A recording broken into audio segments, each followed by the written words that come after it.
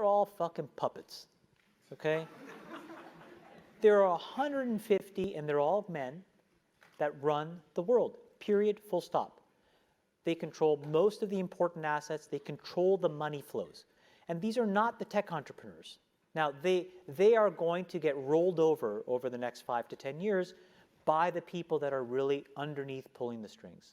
And when you get behind the curtain and see how that world works, what you realize is it is unfairly set up for them and their progeny. Now, I'm not going to say that that's something that we can rip apart, but first order of business is I want to break through and be at that table. That's the first order of business. And the way that I do that is by proving that I can do what they do as well as they do it. And then do it better than how they do it.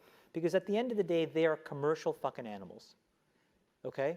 And they'll open the door out of curiosity and they'll let me stay because I add value. And then once I'm there, I can open the door for other people who can try to do the same thing. So my entire goal now is to be in a position to aggregate enough of the capital of the world to then reallocate it against my worldview. And I'm not saying my worldview is the best or right, but it is mine.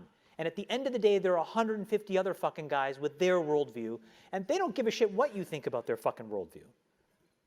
That's the truth. And so why not me? Why not? Why not one of you? Why not? And so in my life now, I'm just kind of like, why not? Why the fuck not?